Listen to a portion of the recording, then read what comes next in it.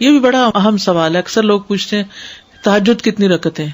تو یہ ظہر اثر وغیرہ کی طرح مقرر رکعتیں نہیں ہیں، اس میں وسعت ہے. ٹھیک ہے، کم سے کم اور زیادہ سے زیادہ تعداد. ابن عثیمین کہتے ہیں نبی صلی اللہ علیہ وسلم سے رات کی نماز کے متعلق سوال کیا گیا تو آپ نے فرمایا رات کی نماز 2 رکعت ہے، مثنا مثنا، اور آپ نے اس کو کسی تعداد کے ساتھ متعین نہیں کیا. آپ نے یہ نہیں فرمایا 4 ہے، 6 ہے، 8 ہے، 10 ہے، نہیں. کیا فرمایا؟ 2 ہے. تو جب نبی صلی اللہ علیہ وسلم نے اس کے لیے کسی گنتی کو متعین کیے بغیر کیفیت کو واضح کر دیا تو اس سے معلوم ہوا کہ نماز کا معاملہ اس بارے میں وسعت رکھتا ہے، یعنی اس میں کافی گنجائش ہے. انسان 100 رکعتیں بھی پڑھ سکتا ہے اور 1 رکعت کے ساتھ اس کو وتر بنا سکتا ہے.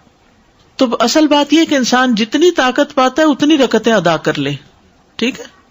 ابن باز رات کی نماز کی تعداد کے متعلق کہتے ہیں کہ یہ بات ہر انسان کی طاقت کی طرف لوٹتی ہے، اور نبی صلی اللہ علیہ وسلم 11 رکعت ادا کرتے اور 2 رکعت پر سلام پھیرتے. آپ علیہ الصلوۃ والسلام اپنی قرات، اپنے رکوع اور اپنے سجدوں کو لمبا کرتے تھے اور قیام اللیل کو 2 ہلکی پھلکی رکعتوں کے ساتھ شروع کرتے تھے. سب سے بہتر یہی ہے، اور اگر وہ 3، 5 یا اس سے بھی زیادہ پڑھتا تو کوئی حرج نہیں.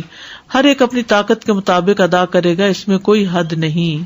لیکن سب سے افضل صورت 11 رکعت نماز پڑھنا ہے، 8 تہجد اور 3 وتر.